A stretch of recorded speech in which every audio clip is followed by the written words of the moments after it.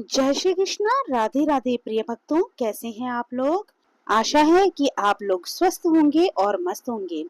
आज आप सुनिए आषाढ़ मास महात्म्य का अध्याय 10। आज के अध्याय में आप जानेंगे सुपर्णा संगम, पूर्वा वस्त्र तीर्थ, पंच तीर्थ, शमी तीर्थ, सोम आदि तीर्थ तथा वृद्धा संगम तीर्थ की महिमा का वर्णन। श्री ब्रह्मा जी नारद जी से कहते हैं कि इसके बाद सुपर्णा संगम तथा क्रादवा संगम नामक तीर्थ है, जहाँ भगवान महेश्वर गंगा के तट पर स्थित है। वहीं अग्निकुंड, रुद्रकुंड, विष्णु कुंड, सूर्य कुंड, सोम कुंड, ब्रह्मा कुंड, कुमार कुंड तथा वरुण कुंड भी है। उस स्थान पर अप्सरा नाम की नदी गौतमी गंगा में मिली है। उस तीर्थ के स्मरण मात्र से मनुष्य कृतकृत्य हो जाता है। वह सब पापों का निवारण करने वाला है।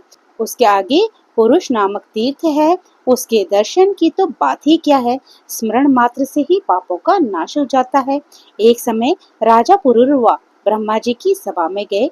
वहाँ देवनदी सरस्वती ब्रह्मा जी के पास बैठी हंस रही थी। उस रूपवती देवी को देखकर राजा ने उर्वशी से पूछा, ब्रह्मा जी के पास ये रूपवती साध्वी स्त्री कौन है।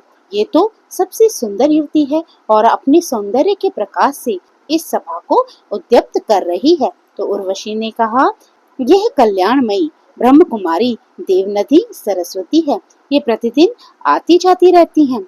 ये सुनकर राजा को बड़ा विस्मय हुआ। उन्होंने उर्वशी से कहा, इसको मेरे पास बुला लाओ। उर्वशी ने जाकर राजा का संदेश सुना दिया।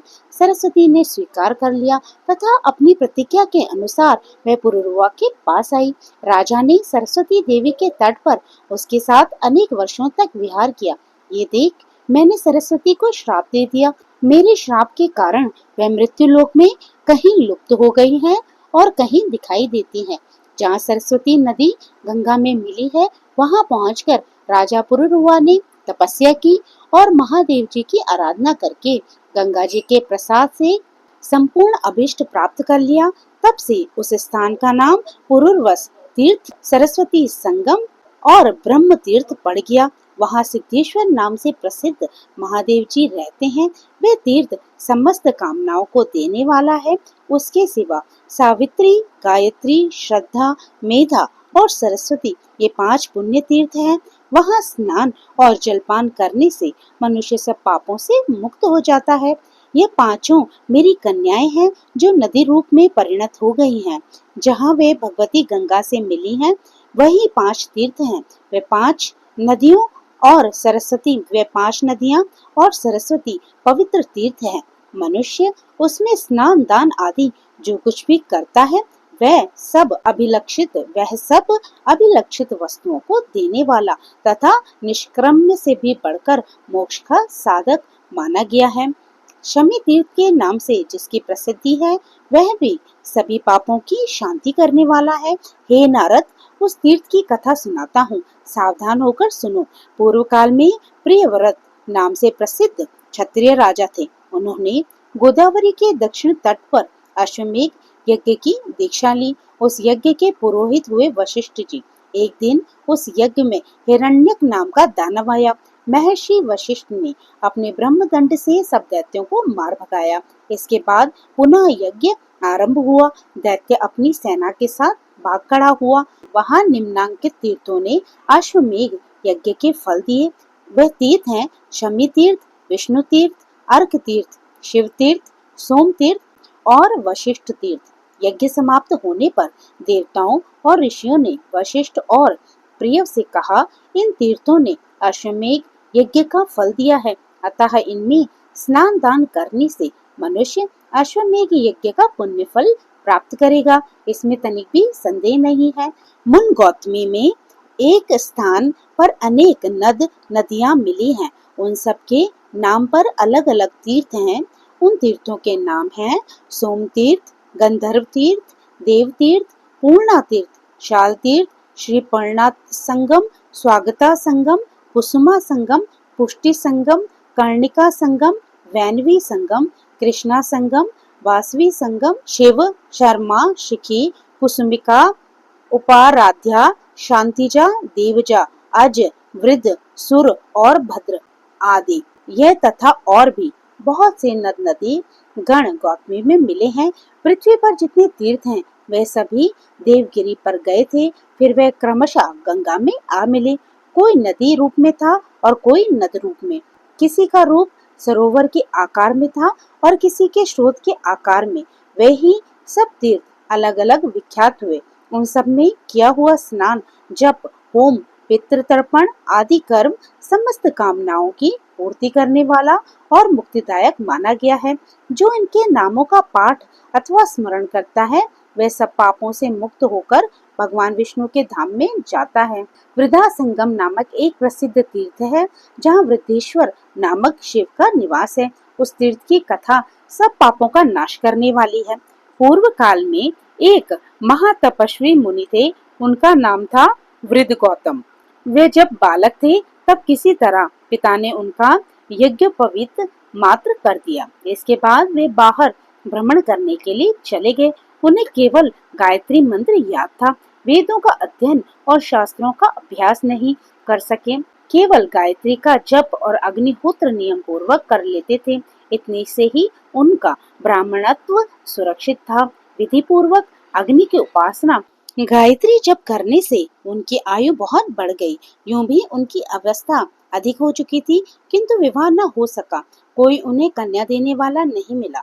गौतम अलग अलग तीर्थों, वनों और पवित्र आश्रमों में भ्रमण करते रहे।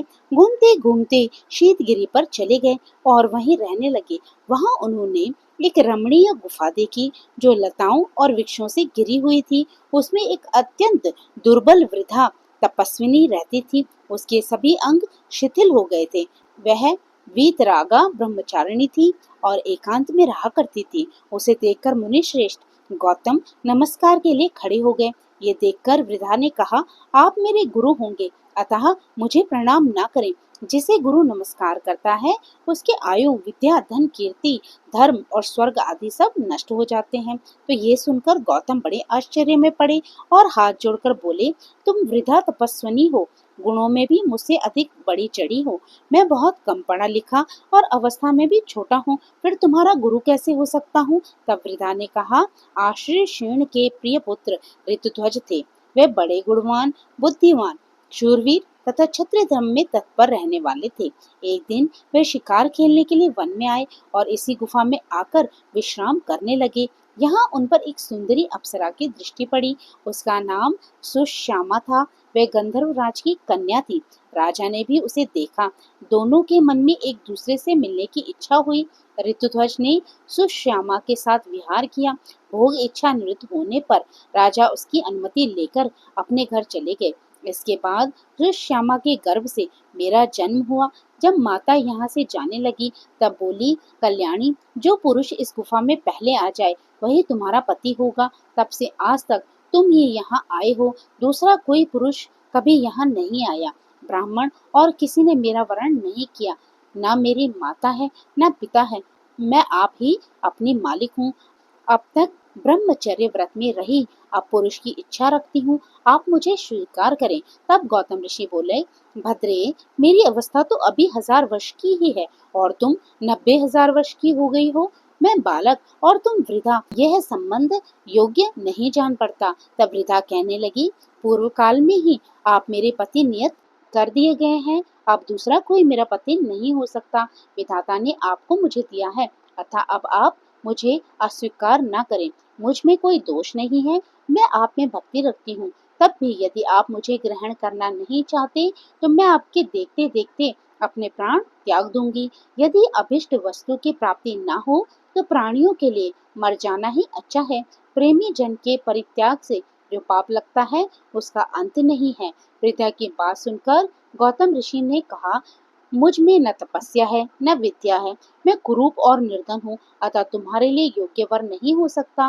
पहले सुंदर रूप और उत्तम विद्या की प्राप्ति करके मुझे तुम्हारी बात माननी चाहिए। तब वृद्धा कहने लगी, ब्राह्मण, मैंने अपनी तपस्या से सरस्वती देवी को संतुष्ट किया है, साथ ही रूप देने वाले अग्नि भी मुझ पर प्रसन्न है, अतः वागेश्वरी देवी आपको विद्या देंगी और रूपवान अग्निदेव रूप प्रदान करेंगे। यूं कहकर वृद्धा ने सरस्वती और अग्नि की प्रार्थना करके गौतम को विद्वान और रूपवान बना दिया। तब उन्होंने बड़ी प्रसन्नता के साथ वृद्धा को अपनी पत्नी बनाया और कितने ही वर्षों तक उसके साथ विहार किया।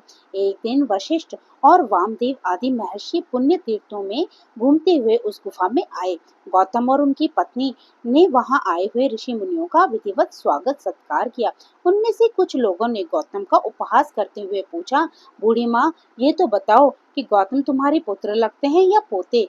कल्याणी, सच सच बताना। वृद्ध पुरुष के लिए युवती स्त्री विष के समान है और वृद्धा स्त्री के लिए युवा पुरुष अमृत के समान, और अप्रिय का संयोग हमने दीर्घ काल के बाद यही देखा है। गौतम और उनकी पत्नी दोनों इस परिहास को सुनकर चुप रह गए। आतिथ्य ग्रहण करके सब महर्षि चले गए। उनकी बातों को याद करके ये दोनों दंपति बहुत दुखी हुए। एक दिन स्त्री सहित गौतम ने मुनिवर अगस्त्य जी से पूछा, महर्षि, कौन सा देश या तीर्थ ऐसा है जहाँ जाने से कल्याण की प्राप्ति होती है? तब अगस्त्य जी कहने लगे, ब्राह्मण, मैंने मुनियों के मुख से सुना है कि गोदावरी नदी में स्नान करने से सभी कामनाएं पूर्ण होती हैं। अगस्त्य की ये बात सुनकर गौतम उस वृद्धा के साथ गौतमी तट पर गए और कठोर तपस्या करने लगे। उन्होंने भगवान शंकर और विष्णु की स्तुति की तथा पत्नी के लिए गंगा जी को भी संतुष्ट किया। गौतम ऋषि बोले, शिव जिनका हृदय व्यथित है, ऐसे पुरुषों के लिए संसार में पार्वती सहित आपकी शरण है। ठीक वैसे ही जिस प्रकार मरुभूमि के पथिकों के लिए वृक्ष ही आश्रय होता है, भगवान श्री कृष्ण आप ही छोटे बड़े सब भूतों के पापों को सर्वथा निवारण करने वाले हैं। जैसे सूखती हुई खेती को मेघ ही सींचकर हरा भरा करता है। सुधा में तरंगों से सुशोभित गौतमी, तुम बैकुंठ रूपी दुर्ग में पहुंचने के लिए सीढ़ी हो। हम अधोगति में पड़कर संतप्त हो रहे हैं। माते, तुम हमारे लिए शरण हो जाओ। सबको शरण देने वाली गौतमी गंगा गौतम के स्तोत्र से प्रसन्न होकर बोली, ब्राह्मण, तुम मंत्र पढ़ते हुए मेरे जल से अपनी पत्नी का अभिषेक करो, इससे ये रूपवती हो जाएगी। इसके सभी अंग मनोहर होंगे, नेत्रों में भी सुंदरता आ जाएगी तथा ये सब प्रकार के शुभ लक्षणों से शोभा पाने लगेगी। गंगा जी के आदेश से दोनों ने ऐसा ही किया, अतः उनकी कृपा से दोनों पति पत्नी सुंदर रूप वाले हो गए। उनके अभिषेक का जो जल था वह नदी के रूप में बदल गया। वृदा नाम से ही उस नदी की ख्याति हुई। गौतम ने जो शिवलिंग की स्थापना की वह भी वृदा के नाम पर ही वृद्धेश्वर कहलाया। वही मुनि श्रेष्ठ गौतम ने वृदा के साथ पूर्ण आनंद प्राप्त किया। उसका नाम वृदा संगम हो गया। वहाँ किया हुआ स्नान और दान सब मनोरथों को सिद्ध करना है। श्री कृष्णा, राधे राधे। आज का अध्याय यहीं समाप्त हुआ। अन्य तीर्थों का वर्णन अब आने वाले अध्यायों में आप सुनिएगा। तो कैसा लगा आपको ये अध्याय? कमेंट करके बताइएगा। अच्छा लगा हो तो लाइक कीजिएगा, और अगर आप मेरे चैनल पे नए हो तो इसे सब्सक्राइब करना मत भूलिएगा। और अगर आपने ये अध्याय सुना हो तो इससे पहले के अध्याय भी मेरे चैनल पर जाकर आप जरूर ही सुनिएगा। तो फिर प्रभु का नाम लेते रहिए और पुण्य के भागी बनते रहिए। जय श्री कृष्णा, राधे राधे।